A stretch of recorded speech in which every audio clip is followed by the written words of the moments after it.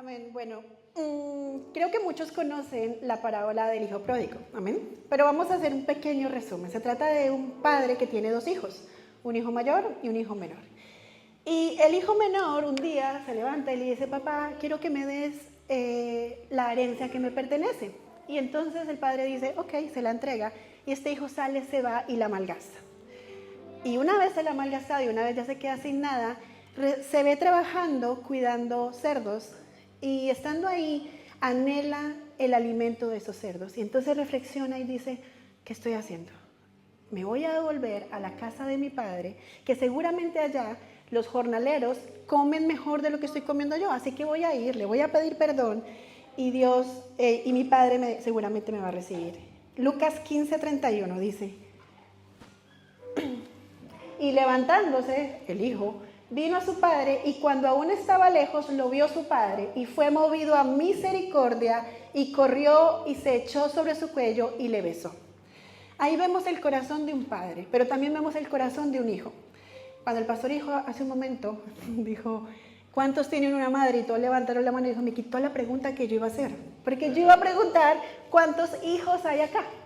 Entonces todos somos hijos, ¿verdad? Pero ahora quiero preguntar ¿cuántos padres hay acá? ¿Madres? ¿Padres? Hay muchos todavía que no son padres. Gloria a Dios. Bueno, pero hay un común denominador que tenemos nosotros todos, y es que todos somos hijos, como dijo el pastor, todos somos hijos de alguien, de una madre y de un padre. Y de pronto hay quien diga: bueno, pues mi madre murió cuando yo nací, o mi padre, pues ese señor no sé, nunca lo vi. Ya, pero tú fuiste formado porque una madre y un padre intervinieron en tu formación. Ahora, hay otro común denominador que deberíamos de tener todos acá, y ese me lo robó el pastor Grover. Dijo: somos hijos de Dios. Creo que fue que lo dijiste. Somos hijos de Dios. Todos deberíamos ser acá hijos de Dios, porque todos deberíamos haber recibido a Cristo en nuestro corazón. Y cuando nosotros recibimos a Cristo en nuestro corazón, nuestro estado cambia. Nuestra vida dice que tenemos una vida antigua que pasa a ser nueva. Y somos salvos y ya no estamos más en condenación, pero pasa algo definitivo, y es que además pasamos a ser hijos de Dios. Ahora, vamos a ver el versículo siguiente, por favor. Juan 12:13. No, ese no es. Era Juan 1:12-13, lo tengo yo acá. Dice: mas a todos los que le recibieron, a los que creen en su nombre, les dio potestad de ser hechos hijos de Dios, los cuales no son engendrados, escuche esto, de sangre, ni de voluntad de carne, ni de voluntad de varón, sino de Dios. Diga: de Dios. Nosotros hemos nacido de nuevo y hemos sido engendrados porque fue la voluntad de Dios. Ahora, en el mundo nosotros vemos tristemente que hay hijos que no son reconocidos por sus padres. ¿Conoce usted a alguien que no haya sido reconocido por su padre? Esto pasa básicamente por dos cosas. Una, porque en los tiempos modernos hay madres que con esto del empoderamiento femenino consideran que no necesitan de un padre, sus hijos. Entonces yo soy autosuficiente. Escuchaba a mujeres decir: yo me voy a embarazar y voy a ser madre y padre porque yo no necesito un hombre. Entonces hay un hijo que crece sin un papá. Pero hay otros casos que es un poco más común, y es el padre el que decide no hacerse cargo del niño o de la niña. Entonces no hay un reconocimiento de ese hijo. Pero en la iglesia ocurre algo todavía tal vez más triste. Perdón. Y es que Dios es un padre no reconocido por muchos. ¿Y cómo es eso? Sí, hay cristianos que no reconocen a Dios como papá. Que Dios es el creador, Dios es el fundador del mundo, bueno, tantas cosas, pero no lo ven como un papá, no se relacionan con Dios como un papá. Perdón. Romanos 8:15-16. Dice: y ustedes no recibieron un espíritu que de nuevo los esclavice al miedo, sino el espíritu que los adopta como hijos y les permite clamar: Abba, Padre. El espíritu mismo asegura a nuestro espíritu que somos hijos de Dios. Podemos llamarle a Dios papá, papi, daddy, papito. Eso es lo que nos está diciendo ese versículo. Porque Dios nos ha escogido como sus hijos. Efesios 1, 4 y 5 dice, Dios nos escogió en Él antes de la creación del mundo, para que vivamos en santidad y sin mancha delante de Él. En amor nos predestinó para ser adoptados como hijos suyos, por medio de Jesucristo, según el buen propósito de su voluntad. No sé si alguna vez han escuchado, bueno, o yo lo escuchaba de niña, que alguien decía, por molestar a su hermano, tú eres adoptado. Y no, mamá, me dice que soy adoptado. ¿No recuerdan eso? Pues yo lo vi, no con mi hermano, claro, porque, pero yo lo vi entre muchos hermanos. Y esto pasa porque tenemos un concepto errado de que el hijo adoptado es un hijo como mal querido. Como que es un hijo medio hijo, como que no termina de ser hijo, ¿sí? Pero es un error, porque en la adopción yo tomo la decisión de empezar un proceso para ser mamá, para ser papá, de un hijo no engendrado, pero que desde mi voluntad yo quiero que sea como tal. Hace unos 16 años así, conocí una parejita de argentinos en España que querían ser padres, pero desafortunadamente no podían serlo de manera, digamos, natural. Y entonces decidieron empezar un proceso de adopción. El proceso se hizo largo, era tedioso, costoso, le pedían una cantidad de papeles, de documentos, tuvieron que hacer ajustes en su economía, ajustes en su casa, y después de 4 años les llamaron y les dijeron, no son aptos. 4 años pagando un precio por un hijo que no llegó. Y fue muy doloroso el recuerdo para ellos. Ahora, hay otros que sí consiguen adoptar, pero eso no significa que no paguen un precio muy alto. El hijo adoptado también, por él también se paga un precio alto. Las mamás que están aquí, creo que todas van a coincidir. Por ejemplo, yo cuando me quedé embarazada de cualquiera de mis 4 bendiciones, yo recuerdo que apenas supe que estaba embarazada, no sé, es como que algo sucede y ay, como que amas, no sé cómo explicarlo, es como tan espontáneo que tú amas a tu hijo solo por saber que está ahí. No importa, yo creo que cuando Clarita supo que estaba en embarazo, ya no le importó si eran 2, 5, 20 o 1, ella amó lo que tenía ahí, ¿verdad que sí? Igual pasa con cualquier mamá o dentro de lo normal, pero con el hijo adoptado no sucede así. El hijo adoptado es el hijo que nace desde la voluntad, desde el deseo, voluntariamente. Tomas la decisión de decir, amo a ese hijo. Y se paga un precio. Y la muestra de esa más grande que tenemos está en Juan 3:16. Dice, porque de tal manera amó Dios al mundo, que ha dado a su Hijo unigénito, para que todo aquel que en Él crea no se pierda, mas tenga vida eterna. El amor de Dios fue tan grande que dio a su Hijo engendrado, por decirlo así, por un montón de hijos adoptivos. Y nosotros a veces no reconocemos a Dios como Padre. Es triste. Ahora, ¿cómo es Dios Padre? Yo creo que muchos pueden pensar, ahí un momentito, que piensan cuando ven a Dios como un Padre.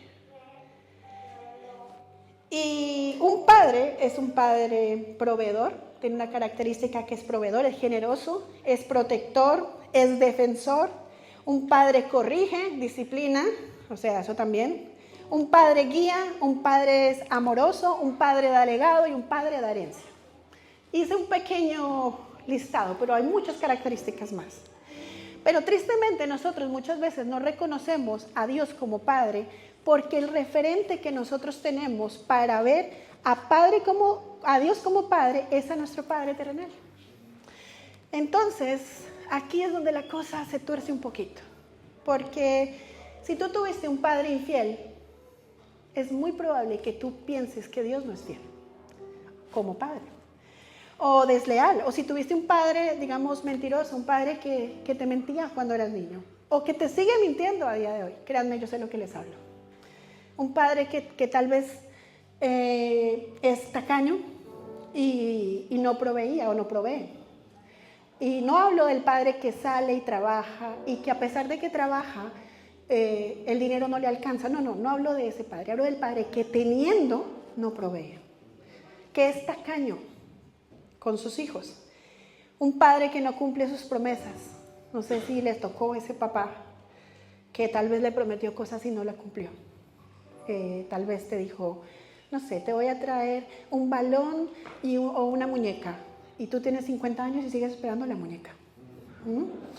Un padre ocupado, un padre que tal vez estuvo presente, sí, pero cuando ibas a acudir a él, no, estoy trabajando, no, estoy en otra cosa, no, estoy viendo el fútbol, no, y estaba ocupado, siempre ocupado. Y entonces uno piensa tal vez y dice, bueno, si mi papá que conoce 5 personas está ocupado, ¿cómo estará Dios que tiene millones y millones de personas? Estará ocupado, porque eso es lo que el diablo quiere que nosotros pensemos. Un padre que no te defendió, tal vez. Un padre que cuando tú más lo necesitaste no estuvo ahí para defenderte, que viviste tal vez injusticias porque tu papá no estaba ahí para defenderte.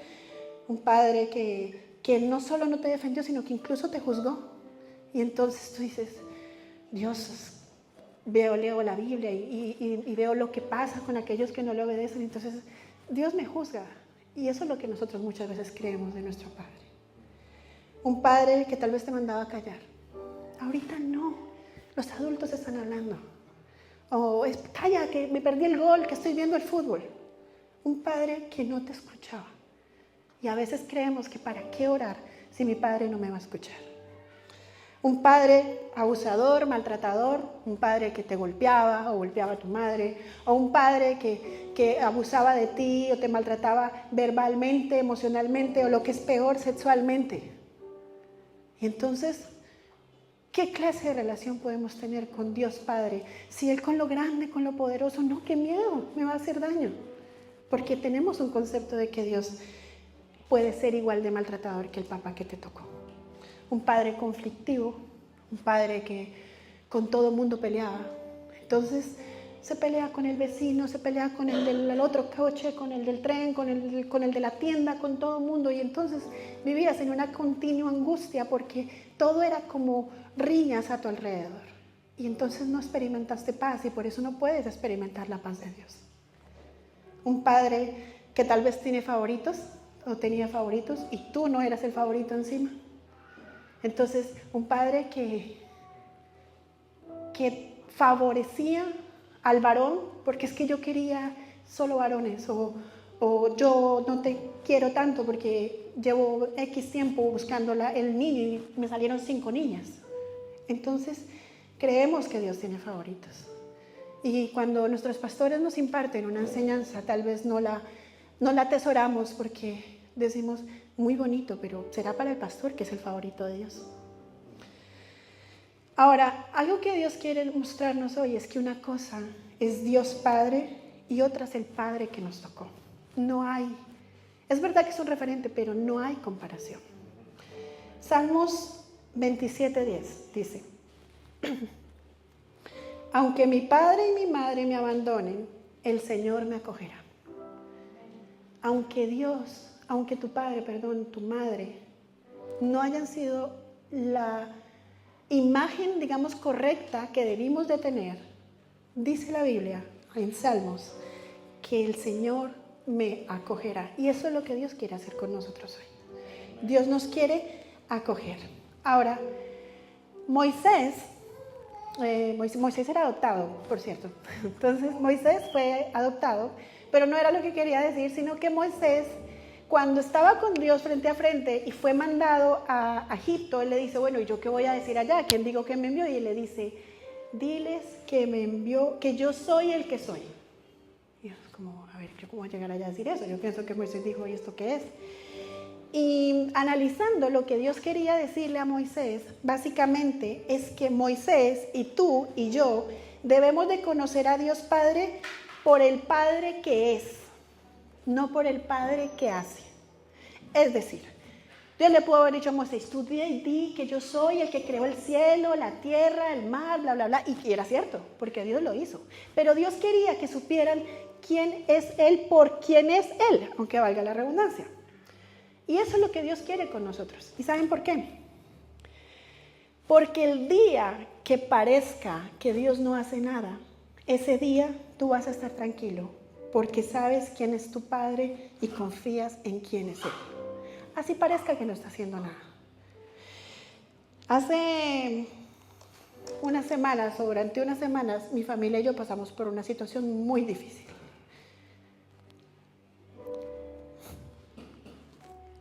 Perdón. Mi sobrina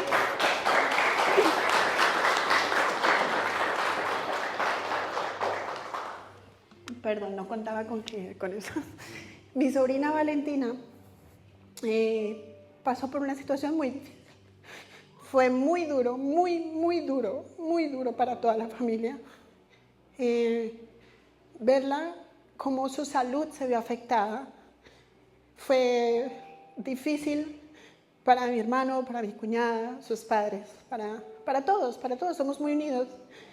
Y a veces tenía que, yo soy una de las cristianas más mayores de la casa, por decirlo así, entonces tenía que buscar la palabra para animarles, porque lo que nos decían los médicos no era favorable. Y ya no era solo lo que nos dijeran, era lo que veíamos en Valen. Y un día estaba en mi habitación, porque había momentos que era como que la fe se te subía, pero había momentos que escuchabas y la fe como que te derrumbaba. Y estaba en mi habitación y quise hablar con Dios, pero tenía un nudo tan grande en mi garganta que no pude articular palabra, porque no entendía muchas cosas. Y me senté a los pies de mi cama, y cuando quise abrir la boca, no podía, pero sentí que Dios vino y se plantó delante de mí, y me dijo una sola cosa: yo soy tu padre. No me dijo más, pero tampoco necesité que me dijera más. Porque yo supe en ese momento que si Él era mi padre, Él iba a encargarse de Valen y de todo lo que nos estaba pasando, porque ya no era solo lo de Valentina, eran más cosas, y yo sé que en algún momento vamos a poder contar el testimonio. Pero Dios me dijo: yo soy tu padre. Y supe en ese momento que Dios iba y estaba obrando a favor nuestro. Porque no era el Dios lejano, era mi papá, era mi padre. Y salí de esa habitación empoderada, a seguir animando a mi familia, porque la situación seguía siendo la misma, pero era mi papá el que estaba con nosotros, nuestro padre. Y para la gloria de Dios, Valentina, estoy aquí.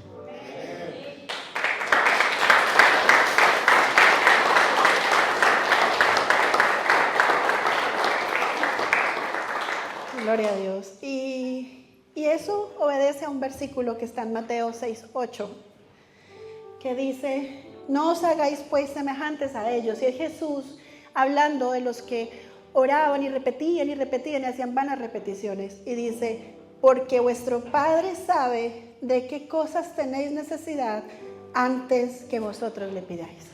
Dios sabía lo que yo le iba a decir en esa habitación, y aunque no pude hablar, Él sabía lo que yo le iba a decir. Ahora, esto no quiere decir que porque Dios sabe, entonces yo no me acerque a Él.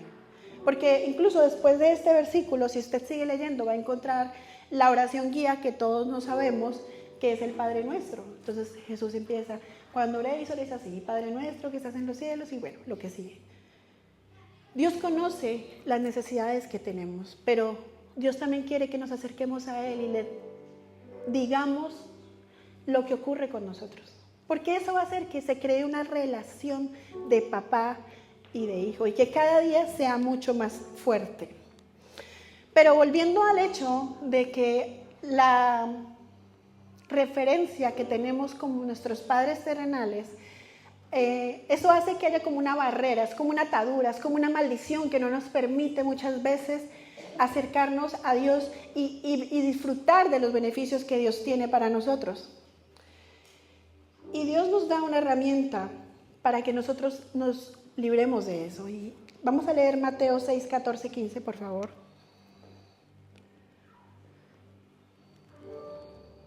Mateo 6, está mal. Ok, dice: porque si perdonáis a los hombres sus ofensas, os perdonará también a vosotros vuestro Padre Celestial. Mas si no perdonáis a los hombres sus ofensas, tampoco vuestro Padre os perdonará vuestras ofensas. Porque si perdonáis, cuando nosotros perdonamos, algo se rompe. Y Dios quiere que nosotros perdonemos a nuestros padres, que quizá no han dado lo suficiente, pero Él quiere que hagamos eso para que nos enfoquemos en la fuente que es Él como Padre. El perdón es la mejor herramienta que tenemos para sanar el corazón. Y no se trata de que nuestro papá merezca o no ese perdón, porque tal vez no lo merezca, así como tal vez tú no mereces el perdón que Dios te da, o yo no merezca el perdón que Dios me da. Pero es importante ser sanados en la paternidad para entender que somos hijos del mejor papá, que somos hijos de Dios. Dígale que está al lado, somos hijos de Dios. Amén. Ahora, es casi imposible abrazar lo espiritual, o sea, el ser hijos de Dios, cuando no ha habido sanidad en lo físico o en lo terrenal. Yo hace unos años, no sé, como 4 años estaba en Colombia y le hablaba a alguien y yo le decía a esta persona, le compartía del Señor, ¿no? A eso estamos llamados y bueno, ella hizo la oración de entrega y todo, sí, lloró y bueno, fue fantástico, pero cuando ahondamos un poquito más, yo le dije, vas a tener que perdonar a papá y a mamá. Y me dijo, no, eso sí que no.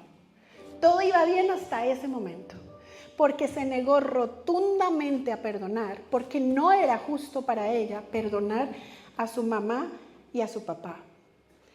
Y fue triste porque no quiso hacerlo y a día de hoy sé que no lo ha hecho, porque fue más importante la herida, la ofensa, que el reconciliarse con ellos en su corazón y con Dios y poder disfrutar de la libertad, porque cuando nosotros no perdonamos estamos atados.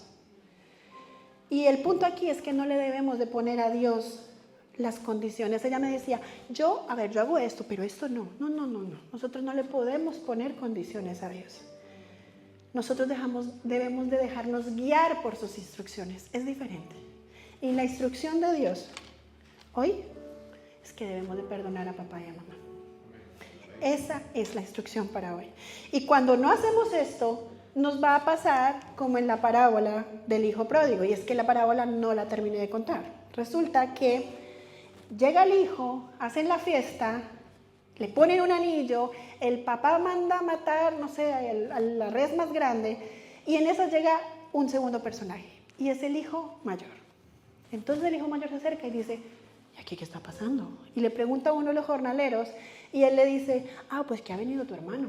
Y entonces él dice, ¿sí? Y tu papá ha mandado a hacer esto y esto y esto. Y él se enoja muchísimo. Y dice la Biblia que salió su padre y le decía, entra. Y dice la Biblia, le suplicaba para que entrara. Y este hijo decía, no. ¿Por qué, papá? Es injusto que este hijo tuyo, que cogió la herencia, fue y la malgastó con prostitutas, tú hoy lo recibas como si nada y le hagas fiesta y le mates una res, no sé, y a mí, que llevo aquí en esta casa, fiel, leal y que nunca te he pedido nada, no me has dado ni un becerrito para hacerme una barbacoa con unos amigos. Eso reclamaba el hijo mayor. Lucas 15:31. Entonces le dijo el padre, hijo, tú siempre estás conmigo y todas, diga todas, mis cosas son tuyas. ¿Sabe una cosa? Hay gente en la iglesia que es fiel, que es leal, que es puntual, que ha sido constante, pero que no disfruta de los beneficios que Dios Padre tiene para él o para ella, porque todavía no conoce el corazón del Padre. El hijo pródigo fue rebelde, salió, se fue, pero él sabía el corazón de su papá.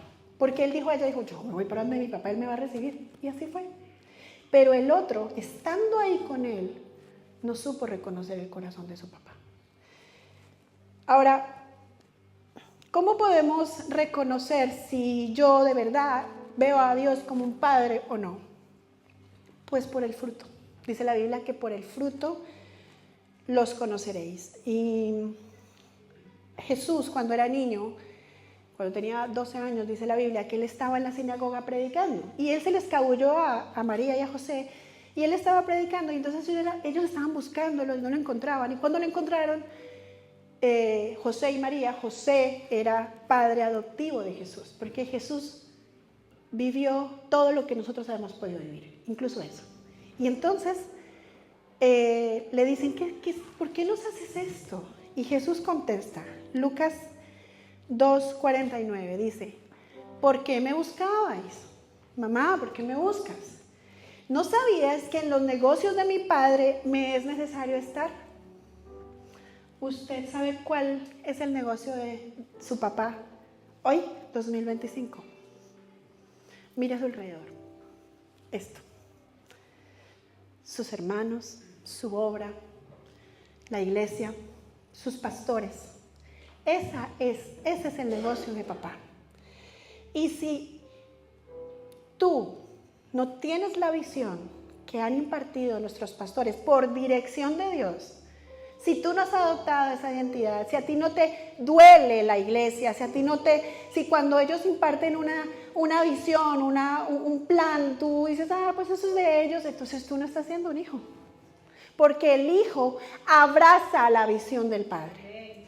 El hijo abraza lo que él planea y se siente parte de.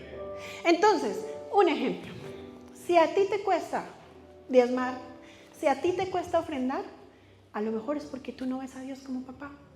Porque, a mí qué más me da poner el diezmo y poner la ofrenda, si como decimos en Colombia, al final todo queda en familia. Si Dios es mi padre, pues ¿qué importa? Y si en vez del 10%, como decía antes la enseñanza anterior, es más del 10%, o el 30% o el 50%, ¿qué importa? Si yo sé quién es mi padre, a mí no me afecta. Yo simplemente lo doy porque tengo la seguridad y la certeza de que yo soy un hijo, una hija de Dios. Amén. Entonces, tú sirves, tú tienes amor por la obra y algo más. Cuando uno llega a la iglesia, conoce al pastor y a la pastora y uno ahí es como medio avergonzado porque pues claro, los está conociendo. Y hay como 3 pasos que van enfocados a la relación con ellos. Primero son pastores. Y mientras nosotros empezamos a tener una coinonía, una comunión con ellos, luego les vamos viendo y decimos, aparte de ser pastores, son ungidos. Pero hay un momento en que pasan de ser los pastores y los ungidos a ser nuestros papás espirituales. ¿Sabe una cosa? Yo me senté ahí hace unos 5 minutos, bueno, no sé cuánto tiempo llevo ya, media hora atrás, y el pastor, mi papá espiritual, me dijo, Dios te bendiga. Gracias, le dije. Y luego me lo dijo mi mamá espiritual. Y fue como, tengo la bendición de mis papás. Cuando tú eres hijo de Dios, tú identificas la paternidad de Dios en tus pastores. Y entonces, yo me peleo con mi esposo y yo corro a mi pastora y a mi mamá. O yo tengo una dificultad con mi hijo y corro a mi mamá y a mi papá. O si viene mi mamá y me dice, ¿te estás portando mal? Yo lo voy a entender porque es mi mamá y yo soy hijo. No me enfado y mucho menos me voy de la iglesia. Eso no ocurre. Amén. Yo sé que estoy tocando la llaga, como dice mi padre. Porque cuando no amamos y apoyamos la visión de la iglesia, somos miembros de la iglesia. Somos salvos, tal vez sí. Pero con un espíritu, escuche, de orfandad.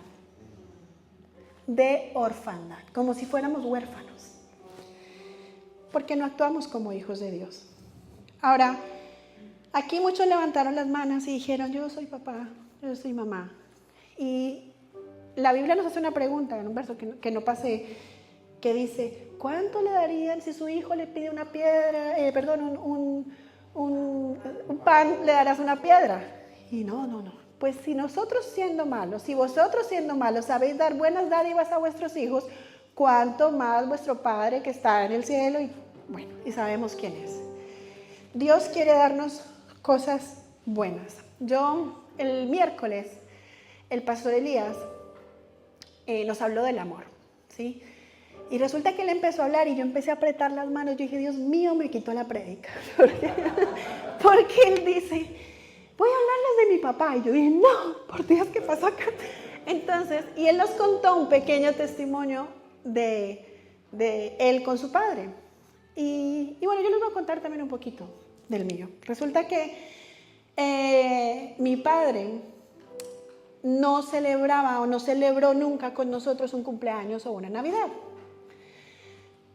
Pero vamos, nada. Entonces, no voy a decir que eso fue una carencia, porque yo pensaba y creía todo el tiempo que era simplemente su forma de ser. O sea, él no, pues oye, que no le apetecía y que no era importante. Entonces, mi mamá, que es una bendición, ella sí nos celebraba, pero mi padre no. Y bueno, yo creí que eso era normal.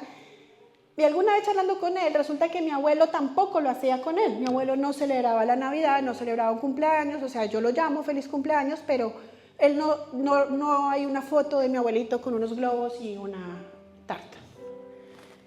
Resulta que mi abuelita tiene 96 años y mi abuelo 91, y ellos ahora mi abuelita está un poquito enfermita, y le llamo hace unas, no sé, 2 semanas, y me pongo a hablar con mi papá.